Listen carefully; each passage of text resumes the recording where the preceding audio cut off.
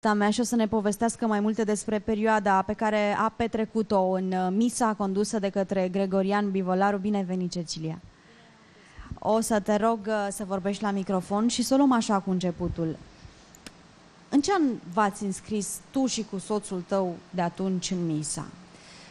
Trebuie să fi fost cândva în 1990-91, dar n-a fost o înscriere oficială, ca să zic așa, pentru că, cum am povestit în filmările pe care le-ați arătat, am ajuns la misa printr-un prieten care întâi ne-a trimis materiale care se dădeau la misa, în speță asane, teoria despre yoga, pozițiile care se fac și așa am ajuns să facem yoga la misa. În acele imagini pe care le-ați văzut voi atunci, la începutul anilor 90,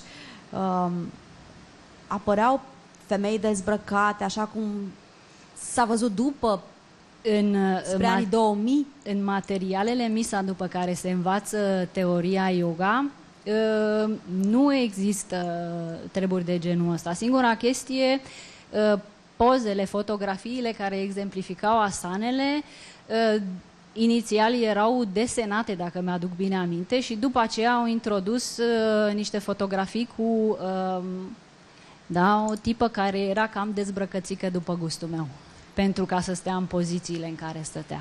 Bun. Pe Grig, pentru că așa îi se spune lui în misa, da. Pe Grig, când l-ați cunoscut?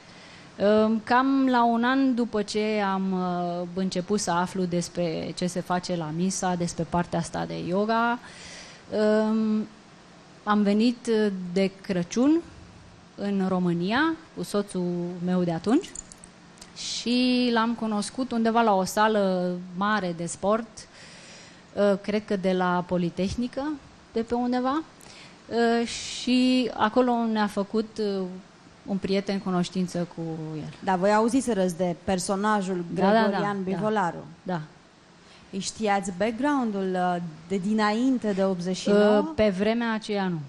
Faptul că... Noi am plecat în 89 din România și în perioada aia n-auzisem de el. Adică știam de yoga, am o prietenă foarte bună al cărui naș a predat yoga în perioada în care era interzisă toată treaba, dar de Bivolaru nu știam atunci. Bun, să le spun foarte scurt telespectatorilor că Gregorian Bivolaru a fost de 3 ori arestat înainte de 89, dat în 77, condamnat la 1 an de închisoare pentru multiplicare și răspândire de materiale pornografice, ocultism și magie neagră. A doua condamnare a urmat în 1984. A primit 1 an și jumătate pentru că a evadat din sediul securității unde fusese închis pentru prestarea fără autorizație a activității de profesor de yoga. Iar în 1989 Bivolaru a fost arestat din nou, tot pentru răspândire de materiale cu conținut obscen. Poze cu el în timp ce făcea sex cu acea iubită cu iubita lui din acea perioadă. Bun. Cum vi s-a părut Grig în momentul în care l-ați cunoscut? Prima oară când l-am văzut pe Grig, pentru mine nu a corespuns cu ideea pe care o am eu în cap, nu doar despre un maestru spiritual, ci despre un om normal. Dar rămite un guru. Exact. Era neîngrijit, deci prima chestie care mi-a sărit în ochi, asta a fost unghiile foarte lungi și eu am fixa mea, nu suport bărbații cu unghiile lungi, odare, părul slinos, avea și început de chelie în perioada aia și avea părul, nu știu cum, tras așa peste chelie, adică nu se potrivea deloc. Era o apariție respingătoare? Cam așa. Adică de bunăvoie nu m-aș fi apropiat de el. Bun, da, știu eu ceva, vreo aură să fi fost în jurul lui? Pentru ceilalți, pentru mine nu. Eu, de felul meu, sunt destul de critică, nu numai cu ceilalți, ci și cu mine, adică conștientizez foarte bine și câți colocei am pe burtă și chestii de genul ăsta. Așa că de la început am fost foarte, cum să zic, sceptică în legătură cu toată mișcarea și faptul că eram foarte tânără și nu aveam încredere în ceea ce simțeam eu, m-a făcut prima chestie să mă întreb oare de ce eu îl văd altfel decât toți ceilalți. Toți ceilalți care erau foarte mulți. Da, da. Deci roiau în jurul lui și se uitau la el ca la un Dumnezeu. Era fascinație cu ce domina? E greu de spus dacă eu nu am simțit chestia asta. Deci, efectiv, nu mă pot băga în sufletul lor ca să pot simți ce simțeau că vorbeați între voi și îi simțeai într-un anumit fel. Da, deci foarte mulți, la un moment dat l-am întrebat pe un cursant de-al meu din Germania, care e român de aici, și care venea la noi din Hamburg până la Essen, deci circula pe jumătate de Germanie ca să ajungă să facă yoga după metoda lui Bivolaru.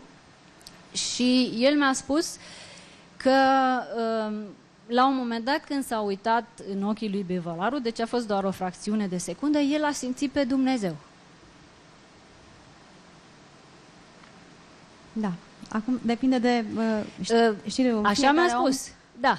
Dar care era metoda lui? Cu ce diferea metoda yoga a lui Gregorian Bivolaru cu metoda yoga a unui alt guru, de exemplu? Păi, Gregorian Bivolaru nu are o metodă a lui. Gregorian Bivolaru a avut în jurul lui niște tineri cu aspirație spirituală foarte mare, care au studiat cot la cot cu el diverse cărți aduse din vest, care pe vremea când yoga era interzisă în România nu erau de găsit aici decât eventual pe sub mână, și au făcut materialele astea care se dau în fiecare săptămână la yoga, niște fițuici, după care se învață yoga.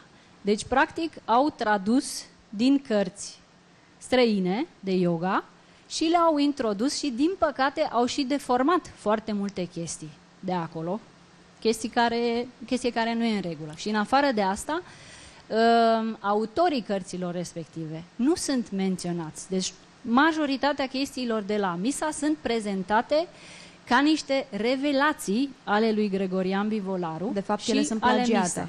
Și ele nu sunt decât exact plagiate. Când în Germania s-a înființat asociația, care este filiala Misa din Germania, a existat problema că, domnule, trebuie să traducem cursurile, dar ce ne facem că asanele, deci pozițiile din yoga, care sunt descrise în cursurile Misa, sunt cuvânt cu cuvânt traduse din cartea lui Van Lisbeth, un yogin belgian. Cecilia, dacă ar fi doar această problemă a plagiatului, probabil că ar putea toată lumea să o treacă cu vederea. Însă tu ai povestit în acel material, și o să te rog să dezvoltăm în această după-amiază, niște lucruri mult mai grave. Da. În legătură cu Gregorian Bivolaru. Povestește-mi, te rog, de acea întâlnire în care el, într-un fel, ți-a spus că ar vrea să mă inițieze tantric. Să te deschizi în fața lui și să scapi de inhibiții. Nu a fost chiar așa. Deci, împreună cu soțul meu, m-am dus la el și cu prietenul de care ziceam și ne-a prezentat și după aceea am stat de vorbă. Și la un moment dat, pentru că discuțiile în permanență ajung la sexualitate și treburi adiacente, mi-a spus că trebuie să mă deschid din punct de vedere sexual, să-mi explorez feminitatea și treburi de genul ăsta. Nu mi-a zis că trebuie să mă deschid față de el. Ca un bonus, mi-a fost prezentată chestia asta că ar putea să facă cu mine o identificare care pe vremea aia eu știau că este de fapt o meditație în care cei doi care se identifică se țin într-un anumit fel de mâini și meditează. Asta dar mai târziu, da, n-ar fi fost nicio problemă, decât dacă eu aș fi avut chef să mă identific cu el. Corect. Și mai târziu am aflat însă că asta e un fel de chestie codată, codificată, o invitație indirectă de a face sex cu el. O invitație pe care ți-a Dar făcut-o de au față... trecut ani până am înțeles chestia asta. O invitație pe care ți-a făcut-o de față cu soțul tău. Exact, da. Soțul tău a sesizat... Nu, din câte știu eu, nu. Și trebuie să corectez o chestie care a spus-o la început. Deci eu nu de aceea m-am distanțat de misa. Asta s-a întâmplat când aveam 24-25 de ani, acum am aproape 45. Eu am plecat de la misa la începutul anului 2005, după ce o cursantă de-a mea a fost trimisă, cum am povestit, prin spatele meu, la inițiere la Bivolaru. Și așa eu am avut prima dovadă palpabilă că la misa se întâmplă, din punctul meu de vedere, lucruri necurate în care eu nu vreau să fiu implicat. Spune-mi tu, te rog, ce înseamnă inițiere.